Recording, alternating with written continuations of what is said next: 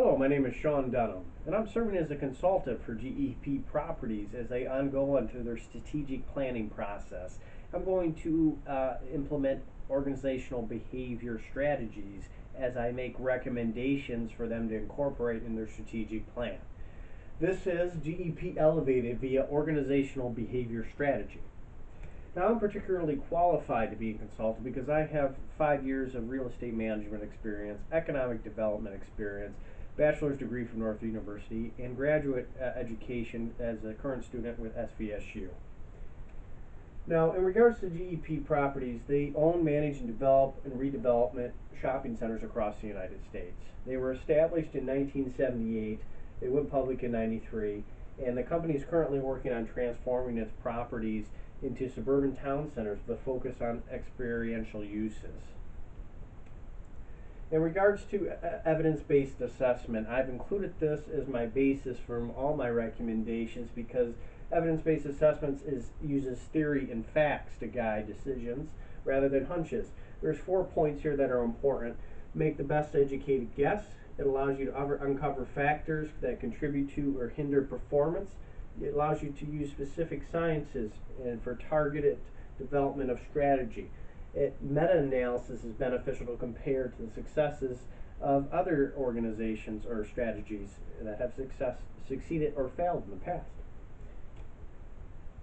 This is my personality profile. It's a 5-factor personality profile test that I took online, and I was able to score very well in openness, conscientious, extroversion, and agreeableness.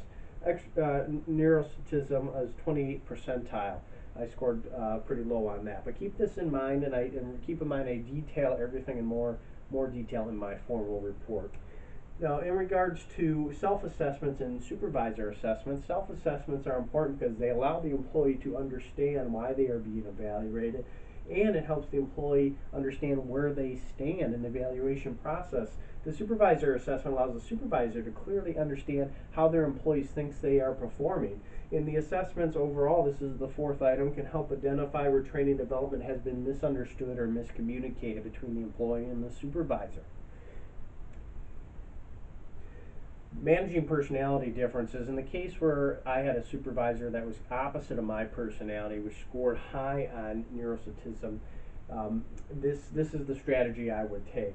The supervisor and employee should take a 5-factor model personality test and compare the results and work to accomplish a solution to work together. And then the next step would be to identify areas that personality difference cause things to be handled differently and use fact-based, performance-driven results to determine the best strategy to move forward. As far as the next item, we're going to hold a meeting to discuss personality differences. This would involve the use of a third party, such as an HR manager, to help facilitate the conversation to ensure it's productive and achieves results.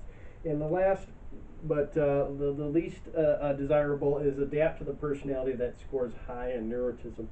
My personality profile would allow me to effectively cater to this. So it's important that personality profiles are included in GEP strategic plan. Chapter 2, perception-related challenges. Limited employee recognition is important to consider because employees do not feel currently like they are valued due to lack of recognition. Lack of communication, this creates silo mentality and loss, and creates efficiencies or lack of performance and efficiencies. Lack of job security, the perception of the retail apocalypse has hurt employee morale, and lack of communication on what the company is doing to combat that, and the successes has led to turnover. In regards to lack of training and development, this further erodes the motivational factor that employees don't feel valued and like their results and their efforts are important.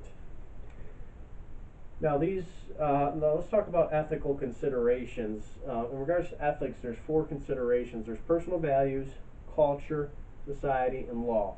These things guide your actions and have influenced your ethical decision-making process every day. Now, I've made 4 recommendations to GEP to integrate their strategic plan to elevate ethics, and that is workplace education program. Educated employees are effective. GEP educational standards, what are they? We need to know. Predetermined ethical dilemmas. If employees can think through them in advance, it makes it easier to act ethically. And a platform for feedback and discussion helps get open conversation going to work through ethical dilemmas. That will all lead to ethical decision making. Corporate social responsibility is a company mentality or standards that integrates into business processes in the effort to leave the environment and the community better than what they found it, and focused on sustainability. There are considerations here that I pointed out, those being environmental protection, sustainability, philanthropy, community investment and philanthropy I view as one consideration, and ethical labor standards. GEP does a great job with ethical labor standards and taking care of and fostering a safe work environment for employees. They need to focus on environmental protection. That is, example is recycling for their millions of square feet that they have. Sustainability. This is lighting, LED lighting and solar panels to reduce consumption and bill costs. Philanthropy. This is giving back to the community through payroll deductions or community service days. Community reinvestment, and this would be developing a park or a ice rink or something of that nature. You combine that with ethical label standards, and you have a corporate social responsibility program. Creativity strategies for improvement. I've identified 4 strategies I recommend to GEP. Development of interactive attractions and experiences that lead to increased traffic and revenue, such as a waterscape there. Improve the immersive design in common areas. This is a koi pond inside the common area. Implementation of technology via virtual reality or phone-based technology, and a marketing events manager position. Out of all these, one stands out higher than the rest, and that's development of interactive attractions and experiences that lead to increased traffic and revenue. And this is an ice skating rink is my recommendation. And here's why that is, and that's because the place makes the property as the hub of the community, drives traffic, encourages cross traffic, adds to corporate social responsibility, drives additional income for retailers. My calculations are a minimum of $2 million annually in sales, and rent revenue is $300,000 annually based upon 15% of those sales. Moving on to Chapter 5, how GEP currently motivates, and that's through an incentive program. That's based upon what's in it for me. Employees are motivated to go beyond to maximize their incentive is the thought process. Professional development. Cleveland's Achievement Power Affiliation Triad. Strong need for achievement is related to this methodology because employees are looking to do a better job. Employee recognition, positive reinforcement. Reinforce those positive things. Empowerment, job enrichment.